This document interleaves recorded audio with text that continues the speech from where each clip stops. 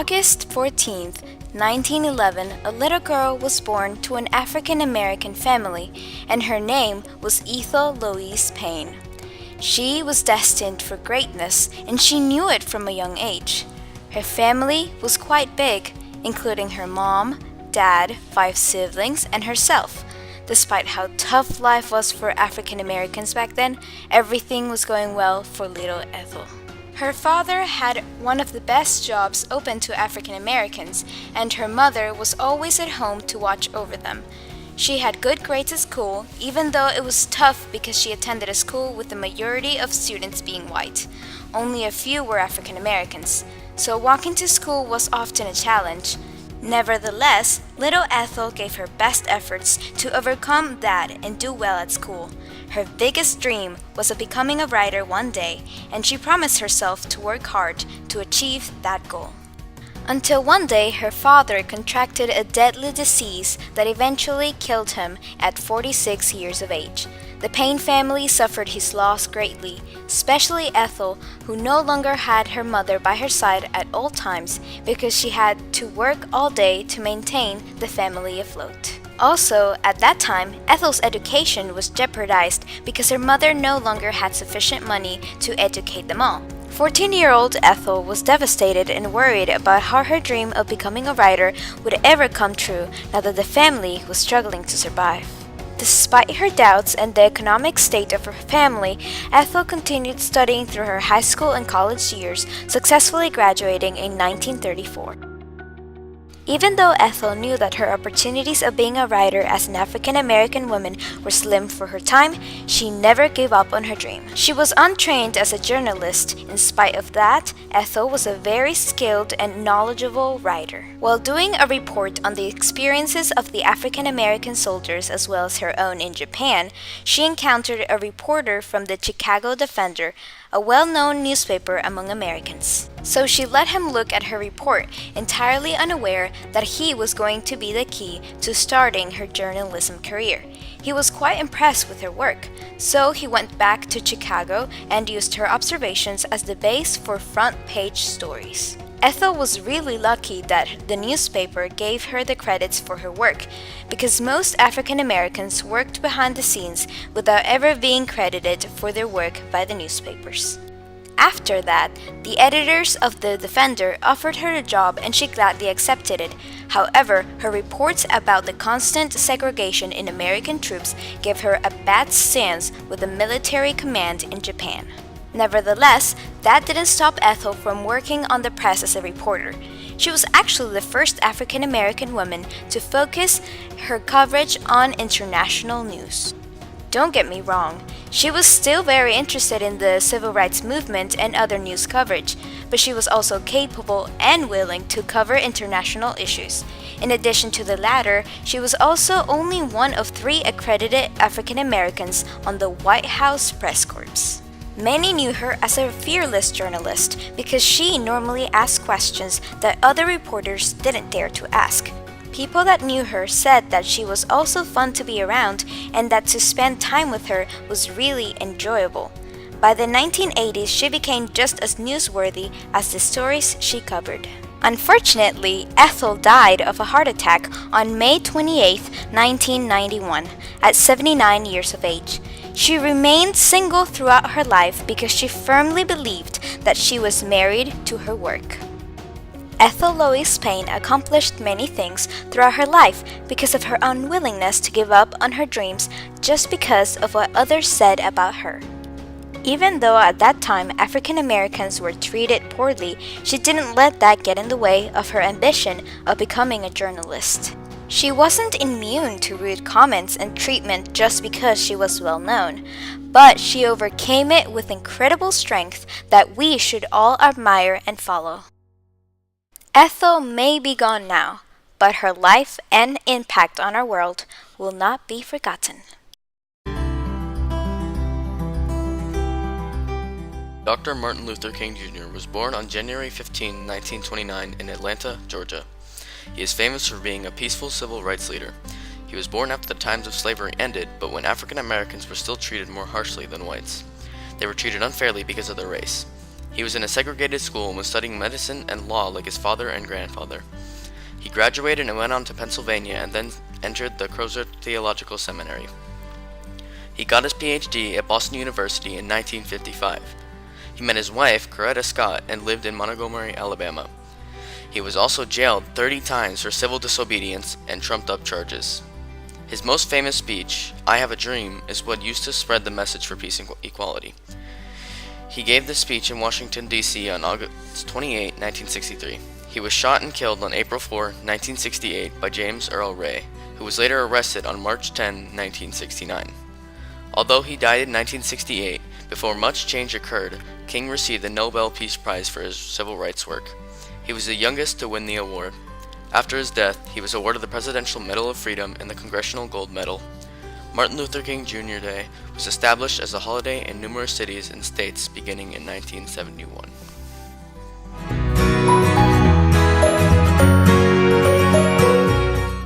Long ago, there were only telephones and no cell phones, tablets, iPod, TV, nor computers. There lived a little girl named Laura Wheeler Warren. She was born in Hartford, Connecticut, May 16, 1887. Laura was the fourth child out of 6 children.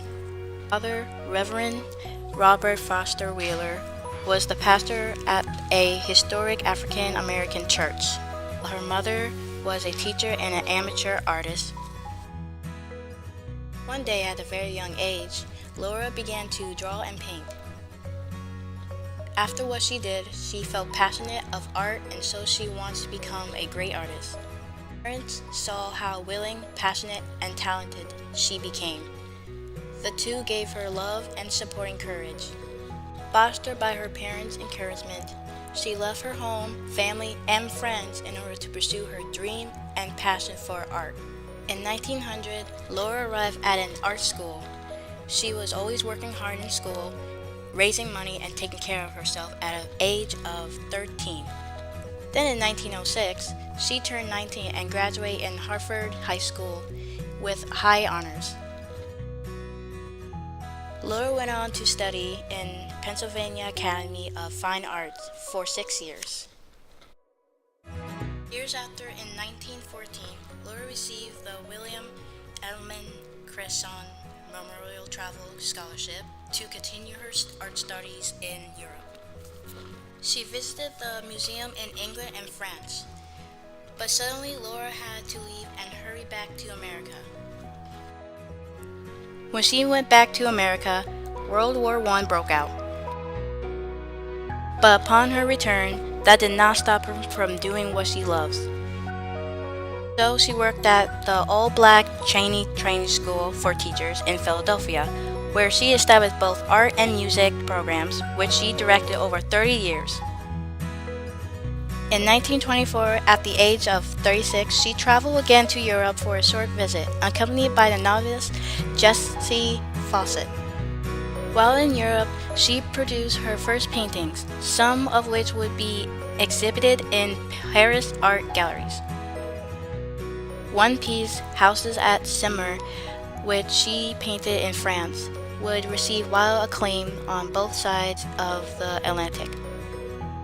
With European recognition, Waring's work was now in demand in American galleries as well, including the Gregorian Gallery in Washington, D.C., the Brooklyn Museum, and the Philadelphia Museum of Art.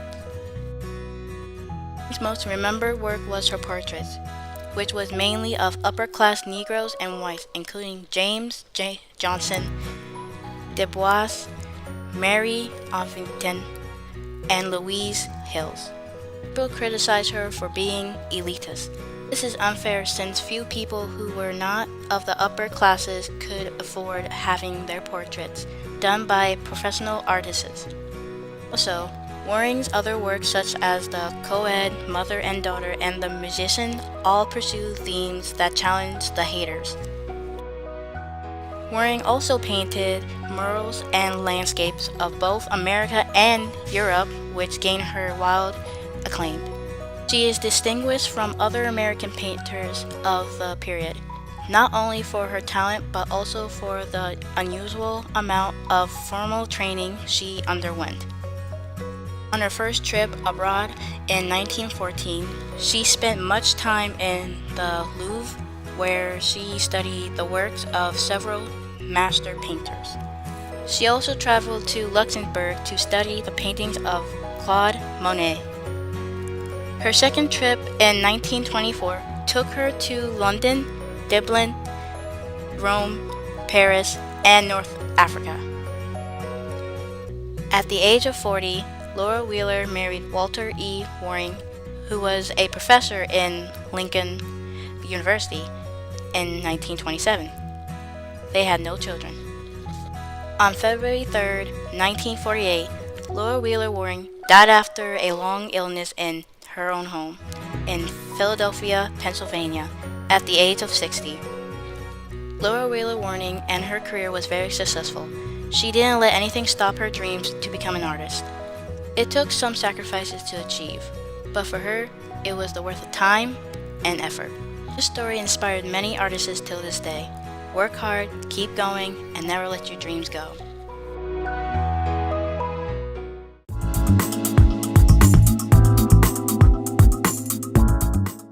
Born January 17, 1964, Michelle Obama is one black American to make history. Michelle is an American writer, lawyer, and university administrator. Like everyone, even she started somewhere. She became big and still wants to influence others to become who they are and to continuously push to become something big and fight for their dreams. She quoted, "Don't let anyone push you off your pedestal, and if I'm going to have the spotlight, then I gotta use it for something that is of value." She grew up in the south side of Chicago and was never really faced with problems in her childhood. She skipped second grade and went on to be a student at Harvard. You can tell that she was going to be something big because her father and mother had also worked hard for their positions. Her father was a city pump operator and a Democratic precinct captain, and her mother was a secretary at Spiegel's. She went on to marry Barack Obama on October 3rd, 1992, only after 2 years of dating. As Obama wanted to go into office, they ran into a roadblock named racism.